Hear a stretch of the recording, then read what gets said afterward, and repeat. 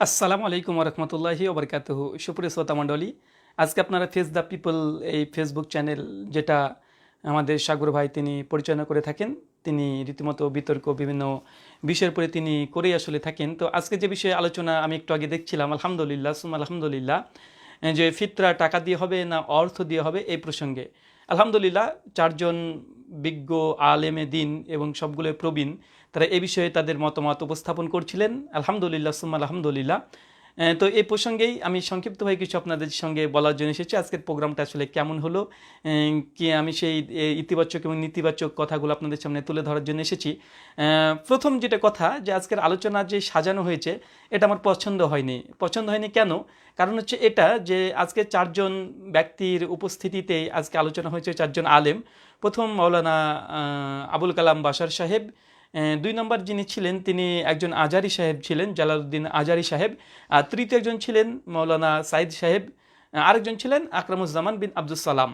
আমার পছন্দ হয়নি কারণ হচ্ছে এটাই, কেননা আজকে যে টাকা দিয়ে ফিতরা দেওয়া জায়েজ না না জায়েজ, বা খাদ্যদ্রব্য দিয়ে ফিতরা দেওয়া কোনটা উত্তম, এ বিষয়ে আলোচনার সূচনা হয়েছিল। তো এখানে পয়েন্ট অফ ভিউ বা দৃষ্টি আকর্ষণ করছে শ্রোতাদের, কারণ এখানে তিনজন এক পক্ষের আর একজন এক পক্ষের। শুধু আকরামুজ্জামান বিন আব্দুল সালাম মাদানী হাফেজাহুল্লাহ তিনি পক্ষে যে ফিতরা আদায় করতে হবে এটা শুধুমাত্র খাদ্যদ্রব্য দিয়ে, কোনো যদি কারণ থাকে, ভয়াবহ কোনো কারণ ঘটে, সেক্ষেত্রে টাকা দিয়ে দেওয়া যেতে পারে, এই দিকে একজনের রায়। আর বাকি তিনজন যারা ছিলেন তারা তিনজনই একমত পোষণ করছেন যে টাকা দিয়ে ফিতরা দেওয়া এটা জায়েজ, শুধু জায়েজ না, এটা উত্তম, এটা ভালো সময়ের দাবি।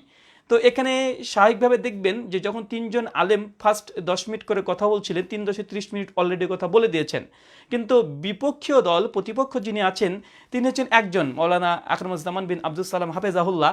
অতএব 3 ভাগ, মানে তারা 30 মিনিট কথা বলছেন আর ইনি বলছেন 10 মিনিট। সেকেন্ড রাউন্ডেও একই বিষয়, যে তারা 3 5 15 মিনিট কথা বললেন, ইনি 5 মিনিট কথা বললেন। তো সর্বোপরি একথাই যে এখানে টাইম মেনটেন করাটা সম্ভব নয়, কারণ তিনজন আলেম যখন এক পক্ষে আলোচনা করছে আর একজন ব্যক্তি একাই এক পক্ষে আলোচনা করছে, এটাকে মানে রিভিউ দেওয়া বা পাল্টা রিভার্টাল করা এটা কোনোভাবেই সম্ভব নয়। তাই এখানে সময়ের ঘাটতির প্রবলেম এটা হবে, এটা আজকের প্রোগ্রামে এটা ভুল সাজানো হয়েছে। এখানে খুব বেশি হলে দরকার ছিল দুজন আহলে হাদিস, কোনো ওলামা যারা টাকা দিয়ে ফিতরা দেওয়ার প্রসঙ্গে একমত পোষণ করেন অর্থ দিয়ে, আর আর দুজন থাকবে। এই দুই যদি চার হতো আলহামদুলিল্লাহ মাশাআল্লাহ চমৎকার হয়ে যেত। কেননা একাই তিনজনের খণ্ডন করা এটা সময় সাপেক্ষ, যদিও সময় কম। 2 নম্বর বিষয়, আজকে কিছু বিষয় আলোচনা করব যেটা আলোচনাতে আপনারা বারবার শুনবেন। আমি কিছু নোট করেছি, সেইগুলোই সামনে রেখে আপনাদের সামনে বলবো। আজকের গোটা আলোচনা যেটা টাকা দিয়ে ফিতরা দেওয়ার পক্ষে, তাদের মতামত কী ছিল? তাদের মতামত মূল ছিল এটাই যে টাকা দিয়ে ফিতরা দেওয়াটাই উত্তম বর্তমান পরিস্থিতিকে সামনে রেখে। আমি আশ্চর্য এখানে হয়েছি, দুঃখ এখানে পেয়েছি যে বর্তমান প্রেক্ষাপটকে সামনে রেখে টাকা দিয়ে ফিতরা দেওয়াই এটাই উত্তম খাদ্যের চাইতে। যদিও সেই বুখারী মুসলিম একাধিক হাদিসে সকলে একমত পোষণ করেছেন যে আল্লাহ রসুল মুহাম্মদ সাল্লাল্লাহু আলাইহি ওয়াসাল্লাম তিনি খাদ্যদ্রব্য দিয়েই ফিতরা আদায় করতে বলা হয়েছে। এর জন্য তিনজন ব্যক্তি তারা একাধিক যুক্তি পেশ করেছে। যদি হাদিস তারা পেশ করতে খুব বেশি সক্ষম হয়নি, কয়েকটা হাদিস দিয়েছে, সেটাও আপনাদেরকে রিভিউ দেব। তো আমি আশ্চর্য এখানে হলাম যেখানে মুহাম্মদ সাল্লাল্লাহু আলাইহি ওয়াসাল্লাম তিনি টাকা দিয়ে ফিতরা দেওয়া বৈধ, মানে টাকা দিয়ে ফিতরা দেওয়ার প্রসঙ্গে তিনি পক্ষে বিপক্ষে কিছু বলেননি, একদম না। মানে টাকা দিয়ে যে ফিতরা হবে এই মর্মে কোনো কিছু বর্ণনা নেই, অথচ খাদ্যদ্রব্য দিয়ে, খাদ্যশস্য দিয়ে স্পষ্ট প্রমাণ আছে। তো আজকের আলোচনা আমি আশা করেছিলাম যে যারা এসেছিলেন উলেমায়ে আহনাফ থেকে, তারা বলতো যে হ্যাঁ অবশ্যই খাদ্যদ্রব্য দিয়ে ফিতরা আদায় করা এটাই উত্তম, এটাকেই তারা মানে উত্তম হিসেবে জাতির সামনে পেশ করতো। আর টাকা দেয়াকে অনুমোদিত, জাস্ট অনুমোদিত না, এটা দিলে ফিতরা আদায় হয়ে যাবে। আমি ভেবেছিলাম হয়তোবা যারা উদারতা দেখানোর জন্য এসেছিল তারা এই কথাটাই বলতো, কিন্তু তারা এক বাক্যে বারবার একটা কথাই বলছে যে টাকা দেওয়াটাই উত্তম আর শস্য ক্ষেত্র দেওয়াটা অনুত্তম, মানে আল্লাহ তাআলার সুন্নাহটাই অনুত্তম প্রমাণিত করে দিয়েছে। আর 2 নম্বর, যেখানে টাকা দেয়া এটা একটা শুধুমাত্র একটা কিয়াস বা যুক্তি নির্ভর একটা ফতোয়াকে, এটাকে উম্মতের উপরে, জাতির উপরে এটাই উত্তম করে দিয়েছে, রাসূলের সুন্নাহকে অনুত্তম করে দিয়েছে। আমি চরম এখানে আঘাত পেয়েছি। তো আসেন আমি কয়েকটা বিষয় নিয়ে আলোচনা করব। আমি তাদের বক্তৃতার 30খানা পয়েন্ট নোট করেছি, আমি খুব ডিটেলস বলবো না, শুধু মূল সারমর্মটা বলে যাব। আবুল কালাম বাশার সাহেব হাফিজাহুল্লাহ তিনি আলোচনা করতে গিয়ে, আমি সম্পূর্ণ আলোচনা শুনি নাই, তার 2 মিনিট আমি আলোচনা শুনতে পেয়েছিলাম ফার্স্ট রাউন্ডে। তো ওইখানে তিনি যেই হাদিস মানে তিনি যে প্রমাণটা দেওয়ার চেষ্টা করছেন, বারবার বলছেন যে গরিব দুস্থ মানুষকে সাহায্য করা, গরিবদের যেটা উত্তম, গরিবের কল্যাণে লাগবে, মিসকিনদের কল্যাণে লাগবে, এই জন্যই টাকা দিয়ে ফিতরা আদায় করাটাই এটা গ্রহণীয়, এটাই উত্তম। এখানে আমার অবজেকশন হচ্ছে এটা সুনান আবু দাউদ হাদিস নাম্বার 1671 এবং সুনান ইবনু মাজাহ হাদিস নাম্বার 1827 আল্লাহ রাসূল ফিতরার উদ্দেশ্য কি বলেছে। আল্লাহ নবী ফিতরার উদ্দেশ্য কি শুধুমাত্র মিসকিনকে সহযোগিতা করা, মিসকিনদের কল্যাণ করা, এটাই কি উদ্দেশ্য? জি না, শুধু এটা উদ্দেশ্য নয়। আল্লাহ রসুল মুহাম্মদ সাল্লাল্লাহু আলাইহি ওয়াসাল্লাম এই একটা হাদিসে স্পষ্ট তিনি যে কথা বলছেন, যে সুনান আবু দাউদের 1671 নম্বর হাদিস, আল্লাহ রসুল বলছেন তোমরা ফিতরা আদায় করো। কারণ কি? আল্লাহ রসুল বলছেন তোমাদের রোজার মধ্যে যে ঘাটতিগুলো হয়ে যায়, রোজা করতে গিয়ে অনেকে অশ্লীল কথা বলেন, বাজে কথা বলেন, রোজার যে ঘাটতিগুলো দেখা দেয়, এই ফিতরার মাধ্যমেই, এই খাদ্যদ্রব্যের মাধ্যমেই এটা যেন পরিপূরক হয়ে যায়। মানে ফিতরার মুখ্য উদ্দেশ্য, এর হিকমত হচ্ছে এটাই, এর উদ্দেশ্য হচ্ছে এটা যে আপনি যে রোজা পালন করছেন, সিয়াম পালন করছেন, কোনো সিয়ামে দুর্বলতা আসলে, কারণ আমরা তো সকলে গুনাহ থেকে মুক্ত নয়, তো আমাদের মধ্যে যদি কোনো ত্রুটি বিচ্যুতি হয়ে যায়, ফিতরা একটা গরিব মিসকিনকে দিয়ে, খাদ্যদ্রব্য দিয়ে, যেহেতু আমরা খাদ্য থেকেই সিয়ামের সময়তে দূরে ছিলাম, তা আল্লাহ রসুল তিনি খাদ্য দিয়ে একজন মিসকিনকে তিনি সহযোগিতা করতে বললেন, এটা উদ্দেশ্য। আর দ্বিতীয় উদ্দেশ্য যে মিসকিনের সহযোগিতা। তো ফার্স্ট পয়েন্ট হচ্ছে এটা যে ফিতরার উদ্দেশ্য এটা নয় যদি শুধুমাত্র মিসকিনদেরকে সহযোগিতা করা।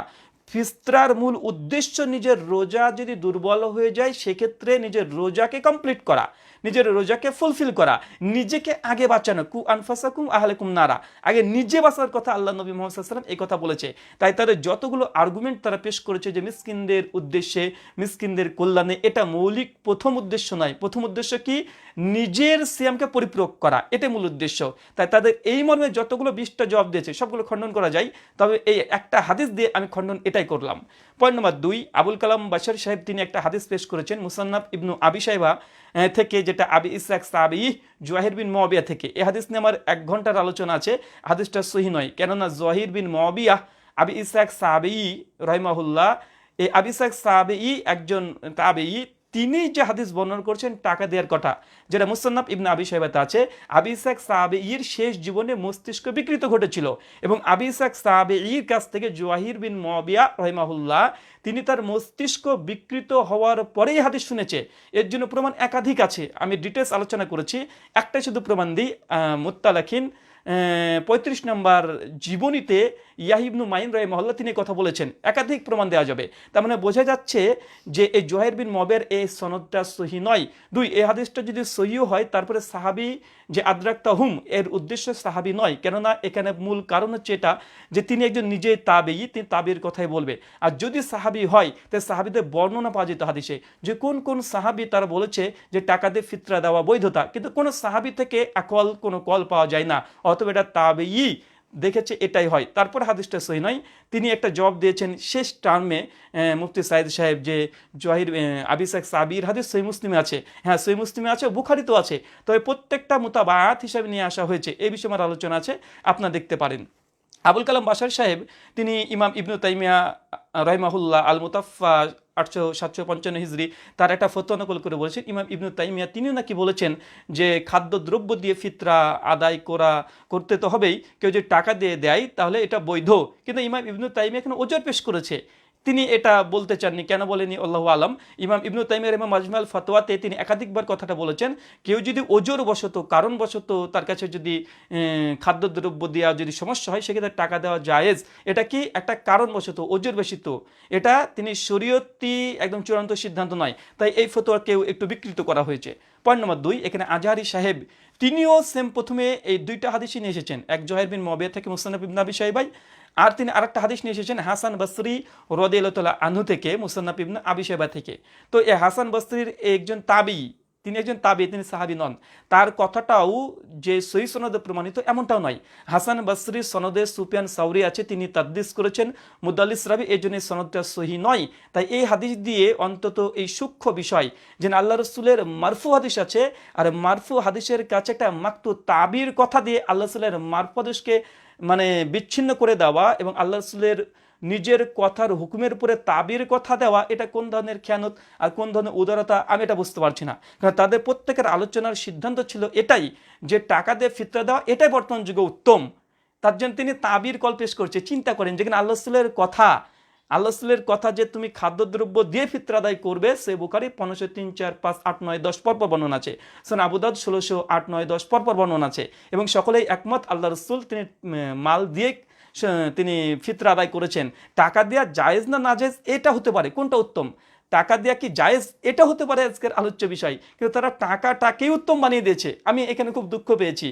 এবং আল্লাহ রাসূল মুহাম্মদ সাল্লাল্লাহু আলাইহি ওয়াসাল্লামের হাদিসকে তারা একজন তাবিঈর, হাসান বসরি রাদিয়াল্লাহু তাআলা আনহু, তিনি সম্মানিত ব্যক্তি, কিন্তু তার ফতুয়াতে আল্লাহ রাসূলের একদম ওহী নির্ভর কথাকে তারা বাদ করে দেওয়ার চেষ্টা করছে এবং আল্লাহ রাসূলের আমলটাকে তারা অনুত্তম বলছে, একজন তাবির কথাটাকে তিনি উত্তম মনে করছেন। এটা আমি খুব দুঃখ পেয়েছি, খুব কষ্টজনক। আর একটা বিষয় দেখেন, হাসান বসরির কলটা তো গেল, এটা মানে সহিহ সূত্রে প্রমাণিত নয়। তারপরে যেন তাবির কথা, আর হানাফি মাযহাবের মূল উসুল হচ্ছে এটাই যে তাবিদের কথা এটা হুজ্জত নয়, যেটা আমি একাধিক জায়গাতে আমি আলোচনা করেছি, আপনারা বারবার শুনতে পারেন। দারসে তিরমিজিতে জাস্টিস তাকি উসমানী তিনি একাধিক জায়গাতে বলেছে যে তাবির কথা এটা হুজ্জত না, আমাদের নিকটে হানাফিদের নিকটে হুজ্জত নয়, একাধিক প্রমাণ আছে। তারপরে দেখেন আজকে তাদের নিজের মানহাজ থেকে তারা দূরে চলে গেছে এই বিষয়টা। আরেকটা দেখেন, আজারি সাহেব আরেকটা তিনি দলিল দিয়েছেন যে বাইহাকিতে একটা অধ্যায় আছে, মুসান্নাফে একটা অধ্যায় আছে যে টাকা দিয়ে ফিতরা আদায় করার ব্যাপারে। তিনি এখান থেকে বুঝে নিয়েছেন, অতএব ইমাম বাইহাকির এটাই মত। এটা একটা সম্পূর্ণ একটা ভুল ধারণা। কোনো মুহাদ্দিস অধ্যায় রচনা করার অর্থ এটা নয় যে এটা তার ফিক। কেন ইমাম বাইহাকি টাকা দেওয়ার অধ্যায় রচনা করেছে, মাল দ্বারা অধ্যায় রচনা করেছে। মুসান্নাফ ইবনে আবি শাইবাতে টাকা দেওয়ার কথাও আছে, মাল দেওয়ার কথাও আছে। এটা মুহাদ্দিসদের ফিক নয়, এটা মুহাদ্দিসদের ফিক নয়, এটা ভুল। কেননা আপনি আবু দাউদ তিরমিজি খুলেন, পক্ষে বিপক্ষে তার হাদিস সংকলন করার আগে অধ্যায় রচনা করেছে।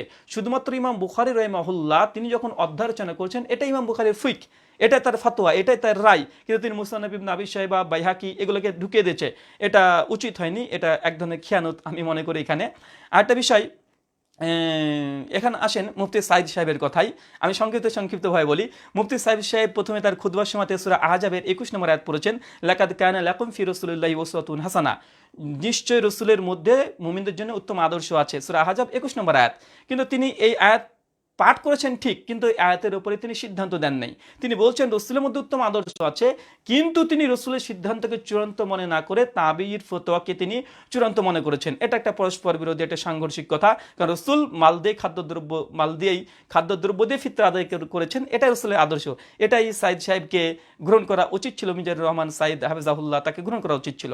2 নম্বর, তিনি মাযহাবের বিভিন্ন ইমামের ইজতেহাদকে তিনি হক মনে করেছেন। বলছে বিভিন্ন মাযহাবের বিভিন্ন ফতোয়া দিয়েছে, এটা হক। তো এটা যদি ধরেও নিই যে বিভিন্ন মাযহাবের বিভিন্ন রায় আছে, এটা হক, তো আমরা বলবো শাফি, মালিক এবং আহমেদ ইবনে হাম্বল রাহিমাহুল্লাহ তারা বলছে এই মাল দিয়েই খাদ্যদ্রব্য দিয়েই তাকে ফিতরা আদায় করতে হবে। ইমাম আবু হানিফার ফতোয়া কি আরো চমৎকার। ইমাম আবু হানিফা রাহিমাহুল্লাহ তিনি বলছেন যে মাল দিয়ে ফিতরা আদায় করা এটা সুন্নাত, তো টাকা দেওয়া জায়েজ। ইমাম আবু হানিফা রাহিমাহুল্লাহ বলেননি যে টাকা দিয়ে ফিতরা আদায় করা উত্তম, যেটা আপনারা করছেন। তাই সালফে সলিহিনের বিরুদ্ধাচরণ কারা করছে? আকরামুজ্জামান আব্দুস সালাম না আপনারা? ইমাম আবু হানিফা রাহিমাহুল্লাহ তিনি মাল দেয়াকে সুন্নাত বলেছেন, টাকা দেয়াকে বলেছেন এটা অনুমোদিত, এটা জায়েজ। কিন্তু আপনারা করলেন কি আজকের আলোচনাতে? আপনারা করলেন টাকা দেয়াটাই উত্তম, মাল দেওয়াটা চাইতে। এটাই সালফে সলিহিনের বিরুদ্ধাচরণ কারা করছে? আমি অবাক হয়েছি, এখানে আমি হতাশ হয়েছি।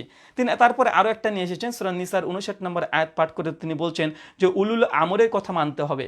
উলুল আমর, উলু শব্দটা বহু বচন, এক বচন নয়। তো ইমাম আবু হানিফা রাহিমাহুল্লাহ তিনি একাই বলছেন 4 ইমামের মধ্যে যে টাকা দিয়ে ফিতরা আদায় করার ব্যাপারটায় তিনি মত পোষণ করেছেন, কিন্তু 3 ইমাম তারা তো বলছে মাল দিয়ে দিতে হবে। তো উলুল আমর এখানে বহু বচন, কমপক্ষে 3 জন। তো শাফি, হাম্বলি, মালিকি তারা বলছে যে না, ফিতরা মাল দিয়েই হওয়া উচিত, এটা উচিত। তো এই উলুল আমরের যিনি আয়াতটা পেশ করলেন আমাদের মুফতি সাইদ সাহেব, কিন্তু তিনি আমল করলেন না। তিনি একজন ইমাম আবু হানিফা রাহিমাহুল্লাহর কলটাকেই সেই সময়কার, আমরা 4 মাযহাবের কথা বলছি শুধুমাত্র, তিনি কিন্তু গ্রহণ করলেন না। এটাও তাদের উসুলের পরিপন্থী, এই আয়াতের আমলের পরিপন্থী। 3 নম্বর আরেকটা তিনি বলেছেন যে সমস্যা হলে যে টাকা দেওয়ার কথা, আকরামুজ্জামান বিন আব্দুল সালাম হাফিজাহুল্লাহ তিনি বলেছেন। আরেকটা তিনি একটা বুখারী একটা আম হাদিস নিয়ে এসেছেন যে আল্লাহ রাসূল মুহাম্মদ সাল্লাল্লাহু আলাইহি ওয়াসাল্লাম ক্রয় বিক্রয়ের সময়তে একটা গরু বিক্রি করেছিল, তারপরে পরবর্তী সময় কিছুদিন পরে মানে ঘুরিয়ে দেওয়ার জন্য তার দুধ প্রসঙ্গে যে দুধ বিধান কি, এখন দুধ তো আল্লাহ রসুল তার বিধান সমাধান দিয়েছেন যে কিসমিস টিসমিস দিয়ে এটাকে পরিপূরক করে দিতে হবে। এখানে দলিল তো আমাদের, কারণ আল্লাহ রসুল এখানে আবার মালের কথাই বলছে, টাকার কথা বা দিনার বা দিরহামের কথা বলেনি। তো এই দলিলটা তো আমাদের, এই দলিলটা তিনি পেশ করেছেন কিভাবে, আমি অবাক হয়েছি। আরেকটা বিষয় দেখেন, দ্বিতীয় রাউন্ডে যখন আসলেন তো জাকাতুল ফিতরের ব্যাপারে আবুল কালাম বাশার সাহেব তিনি প্রথম যখন শুরু করলেন দ্বিতীয় রাউন্ডে, তিনি বললেন যে জাকাত আর জাকাতুল ফিতর এ দুটোই সমান। এটাতে আমি হতাশ হয়েছি। জাকাত আর জাকাতুল ফিতর সমান নয়, জাকাত আর জাকাতুল ফিতর দুটোই সমান নয়, তার একাধিক প্রমাণ। জাকাত এটা মালের উপরে না, এটা অর্থের উপরে, এটা অর্থের উপরে, মানে একটা নির্দিষ্ট নিসাব আছে, কিন্তু ফিতরা কোনো নিসাব নেই, এখানে ধনী গরিব বড়লোক সকলে দিতে হবে, প্রথম পার্থক্য। সেকেন্ড পার্থক্য হচ্ছে এটা যে জাকাত এটা ফরজ হয়, এটা হচ্ছে যখন আপনার অর্থ সম্পত্তি যখন বৃদ্ধি পাচ্ছে, এই বৃদ্ধি পাওয়ার কারণেই আপনার জাকাত ফরজ হয়। কিন্তু মাল ফরজের জন্য কোনো নিসাবের মানে ফিতরা ফরজের জন্য কোনো নিসাব জরুরত নেই। একাধিক জাকাতের উদ্দেশ্যটা কি? জাকাতের উদ্দেশ্য নিজের মাল, নিজের সম্পত্তিকে পবিত্র করা। আর ফিতরার উদ্দেশ্য হচ্ছে কি? ফিতরার উদ্দেশ্য নিজের সিয়াম রোজাকে পরিপূরক করা। তাই এখানে আকাশ জমিন পার্থক্য আছে। আমার আলোচনা আছে জাকাত এবং ফিতরা মধ্যে পার্থক্য নিয়ে, আপনার আলোচনাটা শুনতে পারেন। তো আবুল কালাম আজাদ বাশার সাহেবের এই বক্তৃতাটা সঠিক হয়নি, সুন্নাহ মোতাবেক হয়নি। তারপরে তিনি আবুল কালাম বাশার সাহেব তিনি ইবনু ওমর থেকে তিনি একটা দলিল পেশ করেছেন।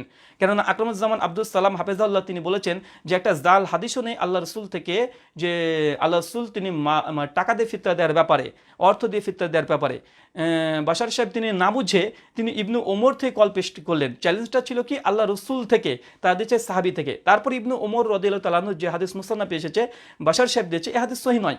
এখানে লাইস বিন আবি সুলাইম ইনি সমস্ত জমহুর মুহাদ্দিসদের ঐক্যমতে যায়িফ, 25 জন মুহাদ্দিস থেকে মানে দুর্বল বলেছে, যায়িফ বলেছে, কাযযাব বলেছে, একাধিক প্রমাণ আছে। আমার বিস্তারিত ডিটেলস ভিডিওতে আপনারা পেয়ে যাবেন।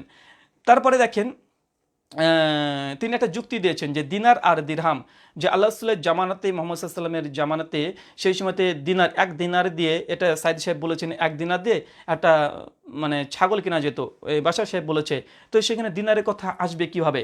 দেখেন একটা বাংলাতে বই আছে ইসলামে জাকাতের বিধান, তার ওই বইয়ের 140 নম্বর পৃষ্ঠাতে স্পষ্ট লেখা আছে যে আল্লাহ রাসূলের জামানাতে একদম অর্থ এটা পর্যাপ্ত পরিমাণে ছিল, আল্লাহ রাসূলের জামানাতে থাকার পর আল্লাহ রাসূল এই হুকুম দেয়নি। তাই এই যুক্তিটা কোনো যুক্তি নয়। তাহলে আমরা এখানে বলতে পারি যে সেই সময়তে তারা ছোট ছোট জিনিস কিসের বিনিময়ে কিনেছে? শুধু চাল ডালের পরিবর্তে কিনেছে?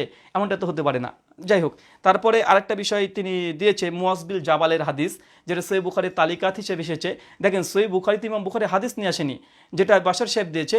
এখানে প্রথম মুয়াজ বিন জাবাল থেকে যে হাদিসটা নিয়ে আসা হয়েছে, এই হাদিসটা প্রথমে তো এটা মানে ইমাম বুখারীর তালিক নিয়ে এসেছে, এটা হাদিস সনদ নেই সহিহ বুখারীতে। যদিও মুসান্নাফ আব্দুর রাজ্জাকের সনদ পাওয়া যায়, তারপরে সেখানে মুরসাল সনদ ইনকেতা আছে, যেটা ইমাম হাজার আসকালানি ফাতুল বারির মুকদ্দমা প্রথম খণ্ডে 18 পৃষ্ঠাতে বলে দিয়েছে যে মুয়াজ বিন জাবালের সঙ্গে তাউসের সাক্ষাৎ প্রমাণিত নয়, এটা ইনকেতা আছে, বিচ্ছিন্ন আছে। প্রথম হচ্ছে এটা যে মুয়াজ বিন জাবালের এই সনদ এটা ইমাম বুখারীর গ্রন্থে নাই। 2 নম্বর, এর সনদ যেটা আছে সেটা মুনকাতি তথা বিচ্ছিন্ন সনদ, কারণ এখানে তাউস মুয়াজের সঙ্গে সাক্ষাৎ নেই। ইমাম বুখারী তিনি ফাতুল বারির মুকদ্দমাতে কথা লিখে দিয়েছেন আগেই, হাদিসটা মানে আলোচনা করার আগে তিনি মুকদ্দমাতে কথা বলে দিয়েছে। 3 নম্বর দেখেন এই হাদিসে কি আছে, মুয়াজ বিন জাবাল তিনি কি করেছিলেন? তিনি এখানে জাকাতুল ফিতরা না, জাকাতের কথা, জাকাতে তিনি কি নিতেন? জাকাতে তিনি অর্থের বদলে তিনি জামা কাপড় নিয়েছেন। তো এটা জাকাত, এটা ফিতরা নয়, এটা ফিতরা নয়। 4 নম্বর যদি ধরেও নিই যেটা ফিতরার জন্যই এটা নিয়ে আসা হয়েছে মুয়াজ বিন জাবালের, তারপরেও বলবো এখানে মুয়াজ এখানে কি করেছে রাদিয়াল্লাহু তাআলা আনহু, তিনি কি করেছেন? তিনি জামা কাপড় নিয়েছেন, জামা কাপড়। তো জামা কাপড় আর অর্থ এটা তো মালের বদলে মালই নেওয়া হয়েছে, এখানে টাকা নিয়েছে। বুখারীর এই দলিল থেকে 4টে জবাব, যে এখানে টাকার পরিবর্তন ঘটেনি, এখানে মালের বদলে মাল পরিবর্তন হয়েছে, জামা কাপড় নিয়েছে। তাই আবুল কালাম আজাদ বাশার সাহেবের এটাও একটা ভুল হয়েছে। আর তিনি কঠোরভাবে বলেছেন যে সালাফদের বিরুদ্ধে আচরণ নাকি আকরামুজ্জামান বিন আব্দুল সালাম তিনি করছেন। আমার কথা, সালাফদের বিরুদ্ধে আচরণ কারা করছে? সালাফদের বিরুদ্ধে আচরণ তো আপনাদের মধ্যে আমি দেখতে পাচ্ছি, কেননা আল্লাহ রসুল থেকে, সাহাবি থেকে, তাবাই থেকে, 4 ইমাম থেকে আজ পর্যন্ত সমস্ত মুহাদ্দিসগণ, ফুকাহাগণ, মুজতাহিদগণ তারা বলছে খাদ্য দ্রব্য দিয়ে ফিতরা আদায় করা সুন্নাত। তবে কি টাকা দেওয়ার বৈধতার ব্যাপারে বলেছে, এতটা উদারতা দেখেছে। কিন্তু আপনারা যে এসে চূড়ান্তভাবে বলে দিচ্ছেন যে খাদ্য দ্রব্য চাইতে টাকা দেওয়াটা উত্তম, এটাতে আমি অবাক হয়েছি। আরেকটা দেখেন মানে এটা হচ্ছে সারমর্ম। তারপরে মুফতি সাইদ সাহেব শেষ বেলাতে এসে তিনি অনেক কথা বলেছেন যে একটা মীমাংসিত বিষয়ের উপরে ফতোয়া দিয়ে সমাজে বিশৃঙ্খলার সৃষ্টি করছে, হঠাৎই কোনো ফতোয়া দেওয়া। আসলে বিশৃঙ্খলা কারা সৃষ্টি করছে এটা নিয়ে একটা আলোচনা ডিসকাশন করা যেতে পারে। মানে সর্বোপরি কথা হচ্ছে এটাই, আমার কথা হচ্ছে এটা যে আল্লাহ মুহাম্মদ সাল্লাল্লাহু আলাইহি ওয়াসাল্লামের ফিতরা দেওয়ার মূল উদ্দেশ্য তার মানে সিয়াম তথা রোজার পরিপূরক হিসাবে। এটা সেকেন্ড স্টেপ হচ্ছে মিসকিন ফকিরদের এটা কল্যাণের জন্য। কিন্তু আজকে আলোচনা আমি যা দেখলাম এটা সম্পূর্ণ উল্টো হয়ে গেল। তারা মিসকিনদের বিষয়টাকেই বেশি লক্ষ্য দিচ্ছে, এমন ভাব তারা করছে যে নিজেদের রোজা নিয়ে কোনো সন্দেহ নেই, নিজেদের রোজা হয়তো একদম পরিপূরক হয়ে গেছে, এই জন্য তারা নিজেদের রোজার যেটা কাফরা। আরও দেখেন কোরআন মাজিদে আছে এর উত্তর, সূরা বাকারা আয়াত নম্বর 83-84, কেউ যদি রোজা রাখতে না পারে আল্লাহ সুবহানাহু ওয়া তাআলা কি বলেছেন? টাকা দিয়ে দিতে, টাকা দিতে বলেনি, কি বলেছে? যে তাকে খাদ্যদ্রব্য দিয়ে দাও, তাকে খাদ্যদ্রব্য। কেন? কারণ যেহেতু সে মানে খাদ্যদ্রব্য, মানে এখানেও একটা খাদ্যদ্রব্যের কথা পাওয়া যাচ্ছে। কেউ যদি নামাজের মধ্যে কোনো ভুল করে ফেলে তাকে কি নামাজের একটা অংশ দিতে হয়, নামাজের একটা অংশ মানে একটা সহসিজদা দিয়ে দিল। ঠিক ফিতরার ব্যাপারে এক, যেহেতু আল্লাহ রাসূল এটার উদ্দেশ্য বলে দিয়েছে যে নিজের সিয়ামকে পরিপূরক করা, আরেকজন সিয়ামি ব্যক্তি, একজন রোজদার ব্যক্তি সে খাবার থেকে দূরে থাকে, তার জন্য মানুষকে খাবার দিয়েই সহযোগিতা করবে, এটাই গ্রহণযোগ্য হতে পারে। আমার সর্বোপরি কথা হচ্ছে এটা, আমি ফতোয়া দিতে আসিনি, আজকের আলোচনাতে দুঃখ পেয়েছি এটাই বললাম। এটা আমি আশা করেছিলাম আলোচকগণ তারা এটা প্রতিষ্ঠিত করবে যে দেখুন একদম খাদ্যদ্রব্য দিয়ে ফিতরা আদায় করে এটাই সুন্নাত, এটা আপনারা করেন। তবে কেউ যদি টাকা দিয়ে দিতে চান তাহলে এটা আদায় হয়ে যাবে, এই জায়েজ পর্যন্ত ঠিক ছিল, কিন্তু উত্তম বানানো আমি এটা মানতে পারি না। এটা আমি অন্তত আমি এটা মানাটা সম্ভবই নয় যে টাকাটাই উত্তম। একজন তাবিজ যদি যদি কোনো তাবির কলও পাওয়া যায়, ওমর বিন আব্দুল আজিজ রাহিমাহুল্লাহ তিনি যদি তার যদি শাসন ক্ষমতা এটাও দিয়ে থাকে, তারপরে এটাই হয়, এটাই হওয়া উচিত ছিল যে টাকা দেওয়াটা জায়েজ, খাদ্যদ্রব্য এটাই সুন্নাত, এটাই উত্তম। আমি অবাক হয়েছি তাদের যুক্তি দিয়ে তারা আল্লাহ রাসূলের মূল হাদিসকে তারা খণ্ডন করে দিচ্ছে, এটা আমি অবাক হয়েছি। এটা অবাক হওয়ারই কথা, তারা যুক্তি দিচ্ছে এইভাবে যে মিসকিনদের উপকার করার জন্য। তো আমরা একাধিক জায়গাতে বলতে পারি তাহলে হজ করার কি দরকার? হজ করার দরকার নেই, গরিব মানুষকে টাকা দিয়ে দেন, আপনার হজ হয়ে যাবে। কেন হাদিস থেকেও পাওয়া যায়, কিছু নুসুস দলিল আপনার নিয়ে আসতে পারবেন। কুরবানি দেওয়ার কি প্রয়োজন? কুরবানিতে প্রচুর মানুষ, একজন গরিব মানুষের বাড়িতে প্রচুর পরিমাণে মাংস হয়ে যায় কুরবানির দিনে, তো কি দরকার? তাকে টাকা দিয়ে দেন, তার যখন ইচ্ছা সে মাংস কিনে কিনে সারা বছর খাবে। তো এই ধরনের যুক্তি তো আমরা একাধিক দিতে পারি যে কুরবানির সময় একজন মিসকিনের বাড়িতে 50 কেজি পর্যন্ত মাংস থেকে যায়, মাংস নষ্ট হয়ে যায়, তো কি দরকার এত কুরবানি দেওয়া?